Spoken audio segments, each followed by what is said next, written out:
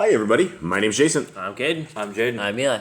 And we are the Yahuwah and the Torah channel. And we thank you very much for hanging out with us. We thank you for being a part of our family. We thank you for reading the scriptures of Yah, and that you are hopefully in covenant with him. Being in covenant with our Creator means that you are obeying the laws, statutes, and commandments that are found in Genesis, Exodus, Leviticus, Numbers, and Deuteronomy. The Torah has not been tossed away. The laws have not been tossed away. They are in effect today. They're in effect tomorrow. They're in effect for all times. Until heaven and earth pass away, that is when we know that the possibility of the Torah could be gone. Because that's what our Messiah said. He said, not one jot or tittle of the Torah will be gone until heaven and earth pass away. So here we are.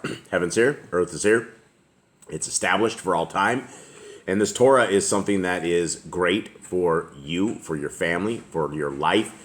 It will enhance your life. It will bring blessings into your world, whereas you may only have curses right now. And a lot of times you won't even know what blessings you should have had because you've had to take on a cursing instead of blessings. And so this is why we are the people who believe that all these commands are good for all generations. We hope and believe that this is something that will be very beneficial to your life as well if you will embrace it, if you will take it in. And we have to apologize for all our dogs. They always make a lot of noise. Gentlemen, how you guys doing? Good. Everyone alive? Yep. You guys kicking? Yep. Are you sure? Okay, this is Yah Scriptures, guys. It's $70. If you buy Yah Scriptures, it has 3,153 pages in it. We just got the bookmark colors. Anyone want to take a guess at the bookmark colors? Brown. Blue. Brown. So we have our scriptures is the outside of it is blue, because we know that's what Yah's tzitzit colors are. And we also know that, what are his colors, folks? Purple and scarlet. Scarlet? Okay, so what colors would you think the bookmarks would be, folks? Purple?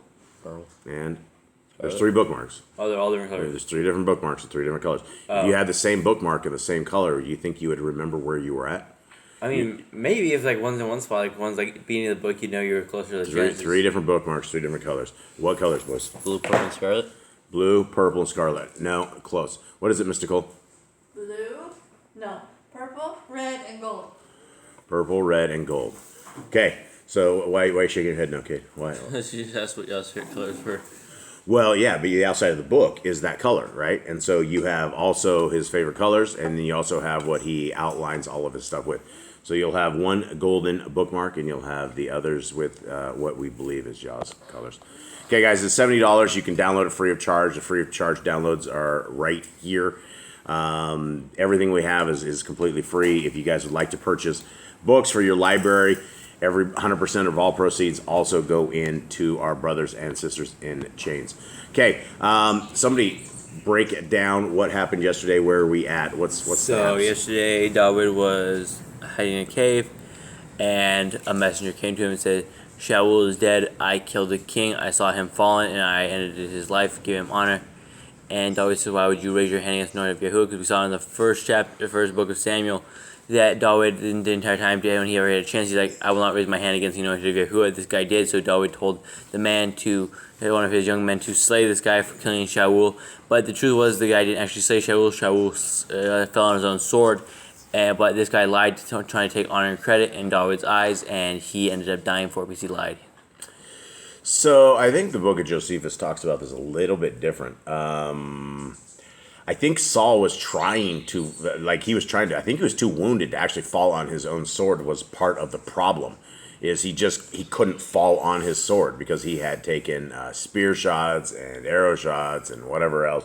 And he was all cut up. He was all messed up. And so we'll have to read that in Josephus, but I believe Josephus is the account of that is a little different. Now, is Saul a hero to Yisrael, or is he... At one point he was, and then at another point he was a detriment to them. Okay. Do you think he, and I asked you guys this before, do you think he made the SHEMU'EL? I think so. Okay. All right. Anyone else have anything? Eli, you awake? Yep. Are you sure? Yep. All right. Did you sleep all right, buddy? Yep. You sure? Yep. Okay. Here we go. 2. And it came to be afterwards that David inquired of Yahuwah, saying, "Do I go up to any of the cities of Yahudah?" And Yahuwah said to him, "Go up." And David said, "Where should I go up?" And he said, "To Hebron." And David went up there. as well as his 2 wives, Achinoam the Yisraelitess, and Abigail, the widow of Nabal the Carmelite. And David brought up the men who were with him, each man with his household, and they dwelt in the cities of Hebron. And the men of Yehudah came and anointed David sovereign over the house of Yehudah there. They also reported to David, saying, the men of Yabesh Gilead are they who buried Shaul. David then sent messengers to the men of Yabesh Gilead, and said to them, you are Baruch of Yahuwah, for you have shown this kindness to your master, to Shaul, that you buried him. And now Yahuwah show kindness and truth to you. And I am also going to do you good, because you have done this deed.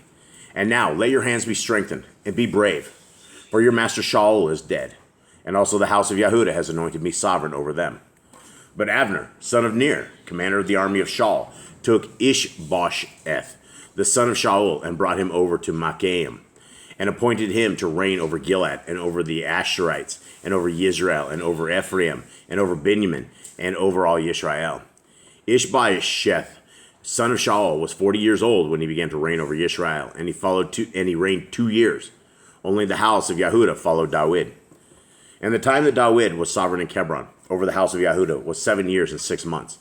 And Abner, son of Ner, and the servants of Ishbosheth, son of Shaul, went out from Machanaim to Gibeon. And Joab, son of Zerah, and the servants of David went out and met them by the pool of Gibeon. And they sat down, one on one side of the pool, and the other on the other side of the pool. And Abner said to Joab, let the young men now rise and compete before us. And Joab said, let them rise. And they rose and went over by number, 12 from Benjamin, followers of Ishbosheth, son of Shaul, and 12 from the servants of David. And each one grasped his opponent by the head, and thrust his sword in his opponent's side, and they fell down together. So that place was called the Field of Sharp Swords, which is in Gibeon. And the battle was fierce that day, and Abner and the men of Yisrael were smitten before the servants of David. All right, so we have to talk about this whole little thing right here. You have 12 people on one side, 12 people on the other side. It seems like they had some swords, and the guy says, let's see them compete before us. So this looks like the first death UFC match, right? This is the first MMA match, the first to the death. I guess Leo's over there crying, trying to get out. So what do you guys make of this? Well, these guys, it didn't seem like these guys even sword fought. It seems like these guys just grabbed each other by the head and stabbed each other. Yeah, I don't know why they're doing this. This is Abner. Well, they were, I will tell you why they're doing it. These were two different set of kingdoms, two different sets of people. Right, but this is like David and Shaul's son. I feel like they would work together. Like the son of Shaul would know David a little more, to try to work together with him. Well, right now David is only in Judah. Judah, yeah, he's Right. only the leader of Judah. So all the other tribes of Yisrael are with this guy. So essentially, this was kind of like Goliath's thing, right? Where come on, let's go battle. Fight, yeah. Now, what's interesting is back in the days. Now I don't know this, but I have seen this and not actually seen it in real life. But what we see, like the guys that were, if you wanted a knife fight, right, to the death, they would take one guy, like if the guys were both right arms, they'd take the guys both left hands, and both left hands would go together, and they would tie them up, and they would fight, right? They couldn't go anywhere. The knife fight, it was to the death. They were tied together to do this. I don't know so much what this was about, other than David's people. I guess everybody died, right? Yeah, Abner causes a lot of problems. Yeah, and so it looks like if there are 12 on each side, it sounds from this that 24 people just fell down and died right there. I don't know what the objective was. Was somebody trying to live through the sorting or something, or did you just go there to die and you were showing your agreeance to die? Was this a sword fight? Was this some sort of sword fight, or was this something more than what we have? And I think the book of Josephus goes into it just a little bit more, but it's not much. We don't get much out of this. So The story is very vague. it's very vague. Thoughts? Anybody want to go? Anyone fight to the death like this? No. Not really. I'm not sure the point is. I feel like it's like a useless death here. Yeah. Well, after that, so start on 17 here. They were fighting among their own country. They were, and they do. They always do. And the battle was fierce that day, and Abner and the men of Yisrael were smitten before the servants of David. So before we go on anymore, I wonder if the whole 12 thing, someone of the 12, some were supposed to live, and that was supposed to cause why did they do this pre-war, right? And they just start duking it out instead of going around a pool, taking your guys and 12 guys in and just seeing a bloodbath. Like a grudge match. Like who It was who doesn't like who here? And from what you could read here, nobody survived those 24 that were doing this. Okay. 18. And there were 3 sons of Zerah, there. Joab and Abishai and Asahel. And Asahel was light on his feet as one of the gazelles in the field. And Asahel pursued Abner. And he was going, and in going, he did not turn aside to the right or to the left from following Abner. And Abner looked behind him and said, "Are you Asahel?" And he said, "I am." And Abner said to him, "Turn aside to your right hand or to your left, and lay hold on one of the young men, and take his armor for yourself." But Asahel would not turn aside from following him. And Abner again said to Asahel, "Turn aside from following me. Why should I smite you to the ground? How then could I face your brother Joab?" But he refused to turn aside, and Abner smote him with the blunt end of the spear in the stomach, so that the spear came out his back, and he fell down there and died on the spot. And it came to be that as many as came to the place where Asahel fell down and died stood still. All right, so first of all, he doesn't want to fight this guy unless this guy has swords and spears. And then when he does decide to hurt him or kill him, he uses a blunt end of the spear. Attacks. It's like taking a blunt end of the spear is like taking a broom handle and stabbing it through somebody. Now, how is that going to work? I don't know so much as I could stab you guys through. I was thinking like the spear was blunt, like the edge of the spear was blunt. Ooh, you think that? That's what I always thought when it talked about it. Ooh, maybe it was. Maybe the blunt end of the spear. I don't know if that's gonna go through someone like that. I don't know. I mean, the blunt end of a spear. I don't know Maybe the spear's just really old. I don't know. I thought the blunt end of the spear was like the end of it. Yeah, that's what I thought too. I don't like even a spear. Is there a blunt end on a spear? Like it's just the spearhead. You have a spearhead, right? Right. Where's the blunt end? Maybe the end itself. I mean, this is all going to be sharpened. No, the end of itself isn't going to be blunt. It's going to have a poke at the end of it. So I think this dude killed him with the end of a broom handle or something of the sort. You have to be incredibly strong to do that. You'd have to be incredibly strong, or it had to be like somewhat sharpened up, a little bit sharpened. I mean, you would. It's going to be a hardcore thing. That's a bad way to die, right? Anyone want to die like that? No, I don't think so. It's like having somebody kill you with a spoon or something. Okay. 24. And Joab and Abishai pursued Abner, and the sun was going down, and they came to the hill of Ammah, which overlooks Giach by the way to the wilderness of Gibeon. And the children of Benjamin gathered together behind Abner and became a single company and took their stand on top of a hill. And Abner called to Joab and said, "Should the sword devour forever? Do you not know that it is bitter in the latter end? And when are you going to say to the people to turn back from pursuing their brothers?" And Joab says, "As Elohim lives, if you had not spoken, then all the people would have given up pursuing their brothers only the next morning." What did this guy just say? Did he just say that if he had not talked to him right there, they were going to quit in the morning? Yeah, I guess so. Okay, so I guess they quit then.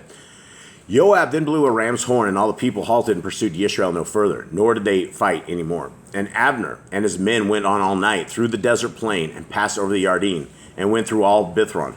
And they came to Machanaim. And Joab turned back from pursuing Abner. And when he had gathered all the people together, there were missing of David's servants 19 men of Asahel. And Asahel. Men and Asahel. Thank you. But the servants of David had smitten of Benjamin and Abner's men, 360 men who died. And they brought Asahel, and buried him in his father's tomb, which was in Bethlehem. And Joab and his men went all night, and they came to Hebron at daybreak. Okay, what do you guys make of this? Dude off the hook, but we know. I think is it Joab that kills this guy? I don't remember who kills. I think Abner dies at some point. Yeah, I think it happens pretty quick as well. If I remember right. Yeah, this is a guy causes a lot of problems for David. This is Abner. Abner has been against David from like day one, so he has to deal with this dude while he starts reigning as king.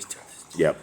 All right. Well, that's it, everybody. We thank you guys very much for reading with us, for hanging out with us. We hope you have a wonderful day. Much love to you all, and we are out. All right. Shalom.